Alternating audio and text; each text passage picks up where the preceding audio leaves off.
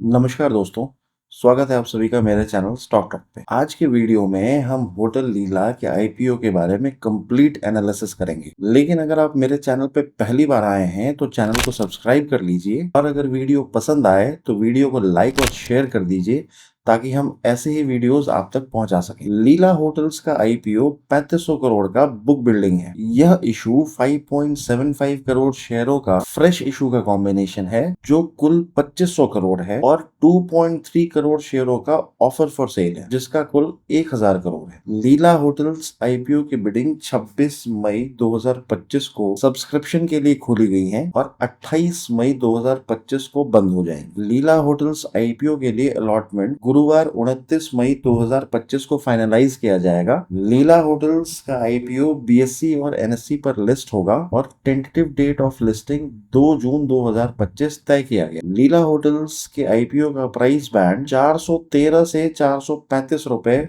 प्रति शेयर निर्धारित किया गया है। आवेदन के लिए न्यूनतम लॉट साइज 34 शेयरों का है। रिटेल इन्वेस्टर्स के लिए मिनिमम इन्वेस्टमेंट 14,042 रुपए है, लेकिन इन्वेस्टर्स को ओवर सब्सक्रिप्शन से बचने के लिए कट ऑफ डेट पे सब्सक्राइब करने के लिए मैं सलाह दूंगा जो लगभग 14,790 रुपए है। स्मॉल एनआईज के लिए minimum lot size investment 14 lot का है जिसका अमाउंट 2,07,060 रुपए है और बड़े एनआईज के लिए यह 68 लॉट है जिसकी राशि 10,05,720 रुपए है। अब चलिए थोड़ा कंपनी के बारे में जान लेते हैं। 20 मार्च 2019 को स्थापित फ्लॉस बैंगलोर लिमिटेड भारत में द लीला ब्रांड के तहत संचालित एक लग्जरी हॉस्पिटैलिटी कंपनी है। यह लग्जरी होटल्स रिजॉर्ट्स को ओन करती है, ऑपरेट करती है, मैनेज और डेवलप करती है जो भारतीय हॉस्पिटैलिटी से प्रेरित प्रीमियर एकोमोडेशन और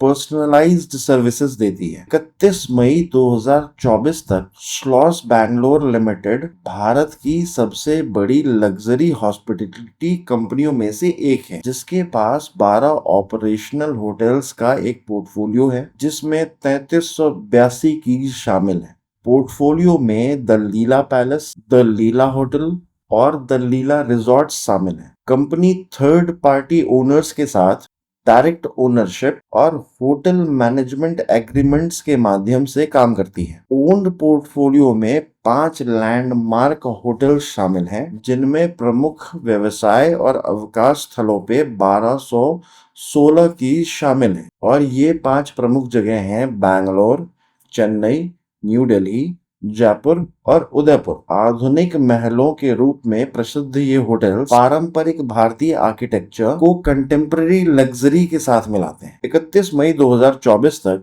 कंपनी 67 कैफेज, बार और रेस्टोरेंट्स ऑपरेट करती थी। इसके अतिरिक्त प्रॉपर्टीज भारत के प्रीमियम माइस बाजार की पूर्ति करते हुए कॉर्पोरेट मीटिंग्स, कॉन्फ्रेंसेस, शादियां और सोशल इवेंट्स की मेजबानी करने के लिए वेल इक्विप्ड है। अब एक बार कंपनी के फाइनेंशियल्स पे नजर डालते हैं। फाइनेंशियल ईयर 2024-25 में फ्लॉस बैंगलोर लिमिटेड के रेवेन्यू में 15% की वृद्धि हुई और प्रॉफिट आफ्टर टैक्स में 2341% की वृद्धि हुई। अब चलिए आपको बताता हूँ कि इस आईपीओ का ऑब्जेक्टिव क्या है। उम्मीद है कि जुटाई गई रकम का लगभग आधा हिस्सा कर्ज चुकाने में खर्च किया जाएगा जिससे बैलेंस शीट को साफ करने, कंपनी को कर्ज मुक्त बनाने में मदद मिल सकती है। बाकी पैसों का उपयोग day to day regular corporate purposes के लिए किया जाएगा।